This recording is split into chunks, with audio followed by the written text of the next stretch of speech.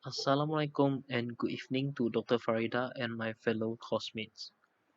I'm Lion Tai from Group K1, and the topic I'm going to discuss with you all is the nutritional changes and strategies to control in pasta that going through a process known as extrusion. The definition of extrusion is a process that used to create objects through a fixed cross-sectional profile.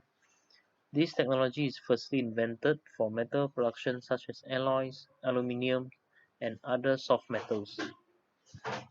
Extrusion was later introduced to the food production area, and production of extruded pasta was begin since 1930s. How about the process of extrusion in pasta? The first step was about the mixing and kneading of all the ingredients into a pasta dough. The dough is then drove by extrusion screw towards head of the press and forced through the die. When it comes out, it is cut into desired length. And the final stage is drying, which divided into two stages, which are pre-drying that gives a harden of the outer layer of pasta and remain moist in the inner so that the pasta will not crack due to too fast of drying. The final drying will remove the remaining moisture and give a firm shape to the pasta.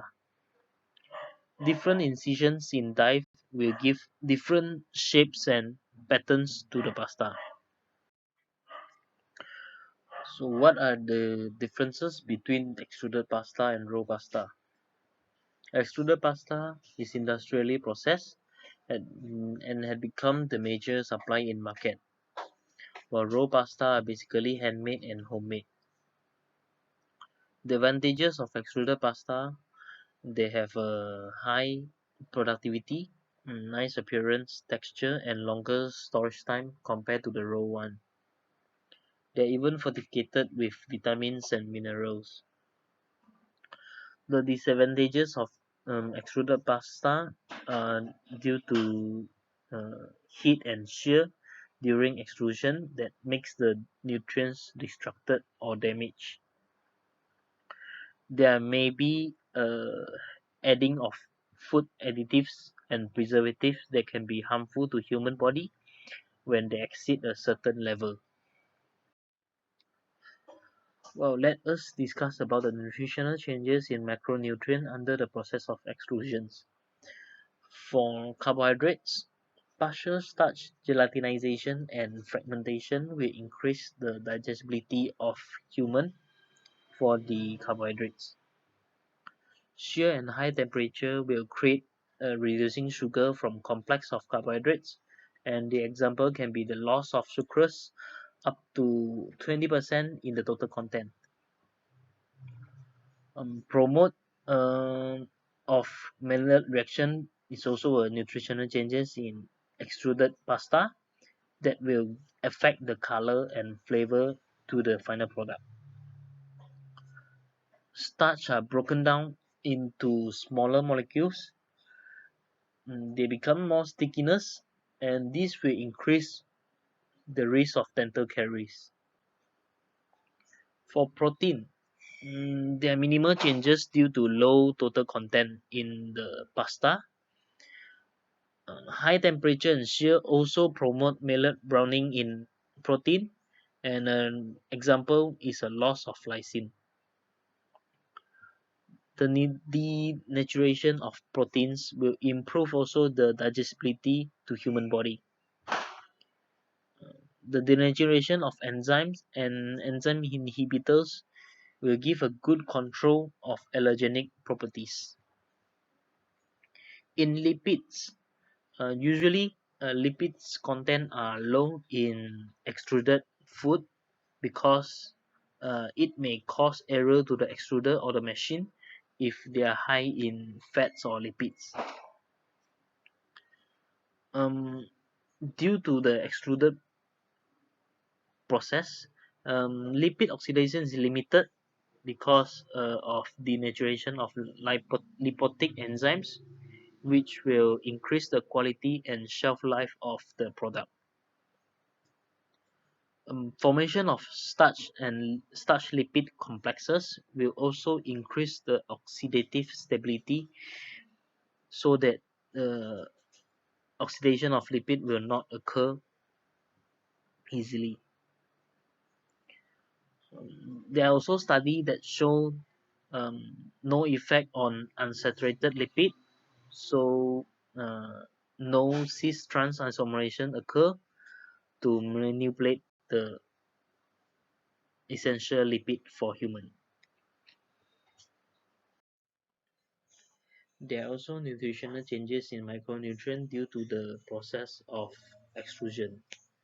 In vitamins, neither water soluble or fat soluble vitamin are affected the most due to the high temperature and shear in extrusion. Example loss of vitamin, water soluble vitamin are thiamine, pyridoxine, and riboflavin.